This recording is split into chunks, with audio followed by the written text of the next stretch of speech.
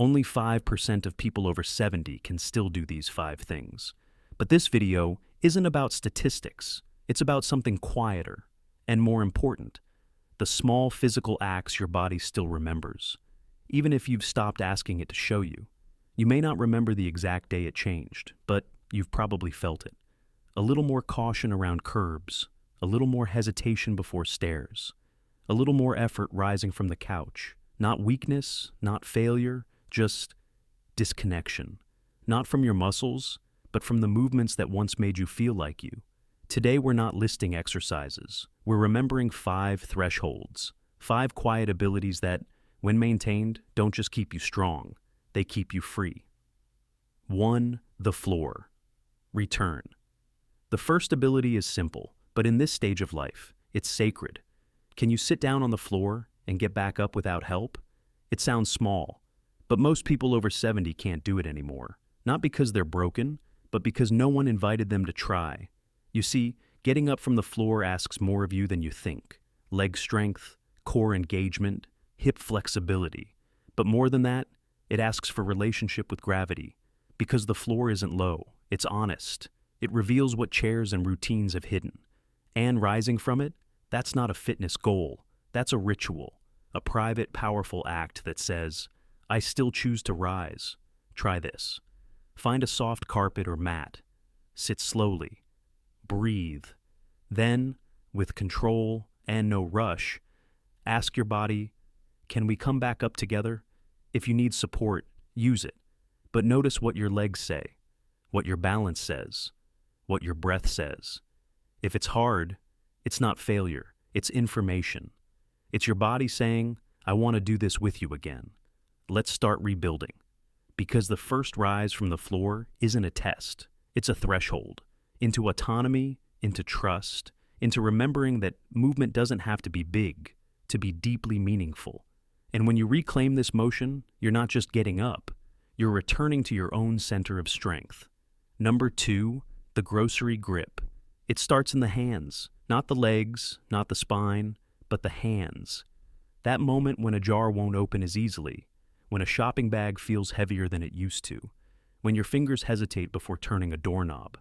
These aren't signs of failure. They're early whispers from a part of you that used to carry the world and barely think twice. Grip strength isn't just physical. It's a signal to your brain, to your heart, to your sense of independence. It says, I can still hold what matters.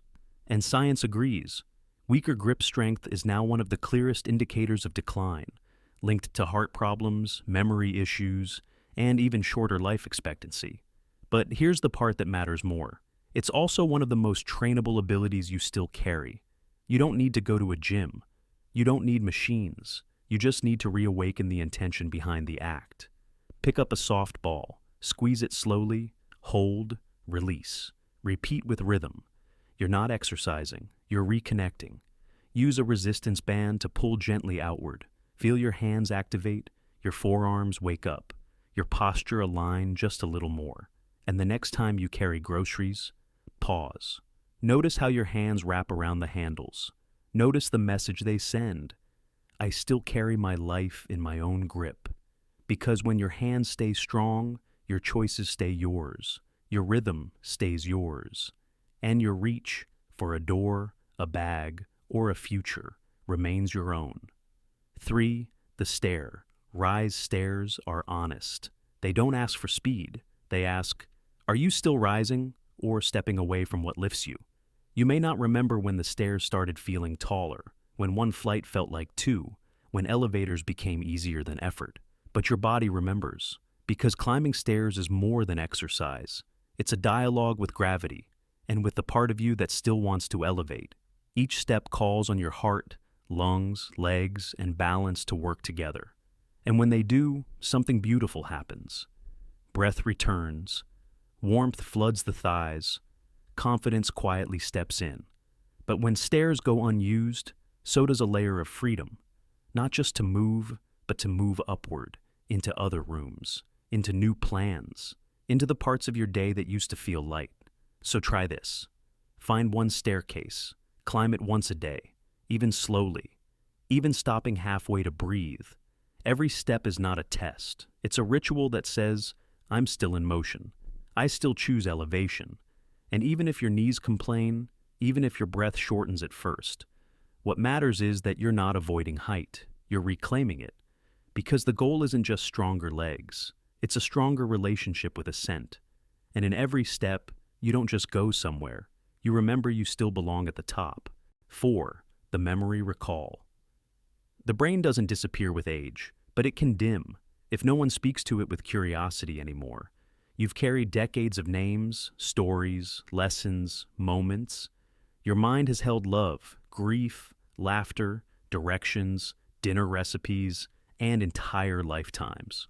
So, when you pause mid-sentence or search a little longer for a name, it's not a loss, it's a request for conversation, not with pressure, but with presence. Try this. Name 5 unrelated things right now, like lemon, radio, fence, elephant, cup. Wait 1 minute. Can you recall them? If you can't, it doesn't mean something's wrong. It means your mind is ready for new movement, not just information, but interaction. Learn a word in another language. Tell your grandchild a story from your 20s. Ask someone a question you've never asked before, then really listen. Because when your mind is engaged, oxygen flows. Neural pathways open. The past and present reconnect. And don't forget, your body helps too. A walk in the fresh air, a slow climb up steps. These aren't just good for the heart, they feed your thinking. The brain doesn't age in silence, it ages when it's forgotten. But you can remember to remember, because clarity isn't just a gift of youth, it's a result of attention, gently offered, moment by moment. 5. The sense of purpose. There are muscles in the body, and there are muscles in the spirit, and one of the strongest is purpose. Not goals, not achievements, but the quiet knowing that your presence still matters. You see, purpose isn't always loud. Sometimes it shows up in the way you water plants, or the way someone's face softens when you walk in the room, or how your voice calms a child without trying. When purpose fades, movement becomes mechanical. Days start blending. Decisions lose weight. But when purpose returns, even a small flicker, your whole body listens. You stand a little taller. You breathe a little deeper. Your legs, your hands, your mind, they all realign. Because the body moves better when it knows why it's still moving. So ask yourself gently, what pulls me forward? It doesn't need to be grand. Maybe it's writing down stories your family's never heard. Maybe it's being the one who still shows up for morning coffee. Maybe it's mentoring someone who needs your wisdom more than they know. Your purpose isn't past tense. It's still here, quietly waiting for your attention. Because when the soul has something to live toward, the body will do everything it can to carry it there. Maybe you've lost one of these abilities, maybe 2, maybe all 5, but none of them are beyond you, because your body, it hasn't stopped offering invitations, only waiting for one thing, a reply. Not to return to how things were, but to rediscover what still lives. You don't need to be in the 5%. You just need to listen to what your body has been quietly saying all along. I still want to carry you. If any of these 5 thresholds whispered to you today, comment, I still can. Not to prove anything, but to remember. To remember that strength isn't about youth. It's about relationship, with your own rhythm, and the life you still want to live. Next up, 3 healthy foods quietly draining your physical power after 60, and how to swap them back into nourishment.